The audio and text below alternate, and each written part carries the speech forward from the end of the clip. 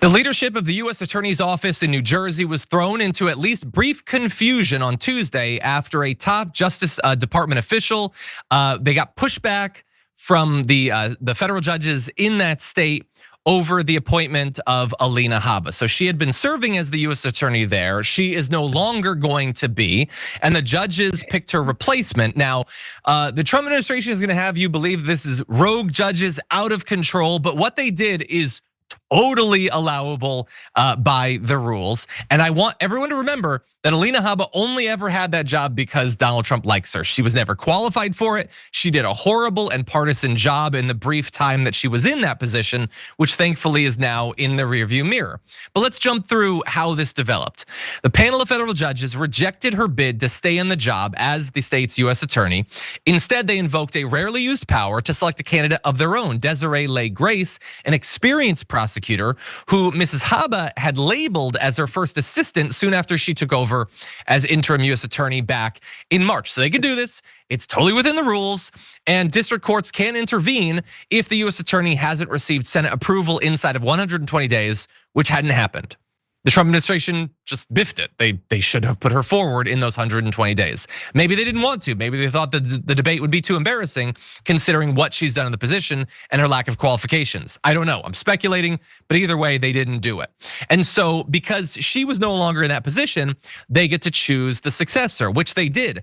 And they chose not just a person who, as we're gonna describe, was very qualified for the position, but it was the person that Habba had chosen as her assistant.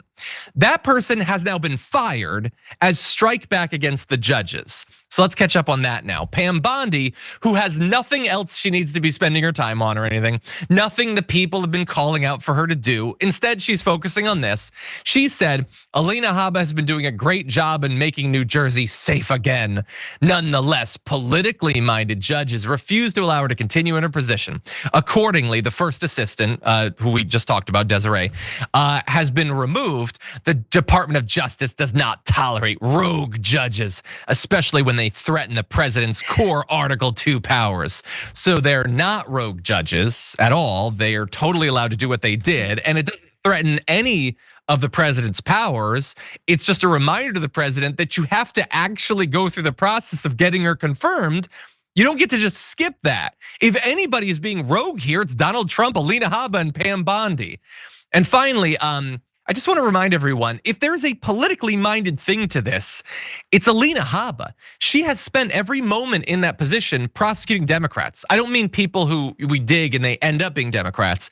It's just elected Democrats from start to finish. She hasn't made that state safer for anyone, certainly not for Democrats at the very least.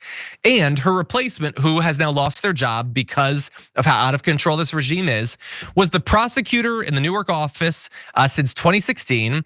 Rose quickly, moving from acting chief of the office's violent crimes unit to chief of the office's criminal division back in March 2024. Habba, on the other hand, had no experience working with law enforcement at the U.S. Attorney's Office. And in terms of making New Jersey safe, who's in a better position to do that? The person who for years has been working on violent crime, working with police, or Alina Habba, who is on Fox News a lot? I think the answer is pretty clear, Sharon. What do you think about all this? Yeah, and I suspect she was the one on the phone giving the orders to arrest the Newark mayor and then the congresswoman, and that was her, okay? So listen, she's gotta go, not an ounce of qualifications. You know, she dressed nice, I guess, but every time she sat next to Donald Trump in a courtroom, didn't they lose? And she also got told off by multiple judges who were like, this is not making any sense, Ms. Habba, okay? So yeah. This is what we're doing, and now a career prosecutor who chose this, is qualified, came up through the ranks. I don't even know if I agree with the person, but they at least had the qualifications, is out. And we're defending Habba? Yeah. Make it make sense. Doesn't make any sense to me. I like that she lost her job. She never should have had the job. I don't know how she even continues as a regular lawyer, considering how terrible she appears to be at it. The only issue now, I guess, is she's loyal. So Donald Trump's gonna give her some sort of job. Yeah. I suppose he could try to put her through the Senate for this. I bet he's not going to, because I think he knows it'll be embarrassing. So he's gonna choose something that he can just put her in charge of. God only knows what. I joked about him making her like a Supreme Court judge, but does anyone think that he wouldn't put her forward as some judge? I mean, the people he's been choosing for like appeals courts are utterly unqualified, wild ideologues, and he really likes her in probably every sense of the word. And so I am worried about that, Sharon. I don't know what you think her future is. She could just get a show on Fox. What do you think? Well, let's give her a court show is what I'm thinking. Judge Judy's not gonna be around forever. Let her do that kind of nonsense. Even though, listen, they usually pick real judges for those shows who are retired or move into, this kind of entertainment role. So she's probably not qualified for that either, outsmart the judge. They could maybe figure out something clever to prop her up. Yeah, he's gonna put her in charge of something. Maybe she can move over with her friend Pam Bondi and help go through the Epstein files. Or maybe she can interview Ghislaine, okay, with the deputy over at the Justice Department. And we'll see if they can get the truth. Maybe she could get to the truth here.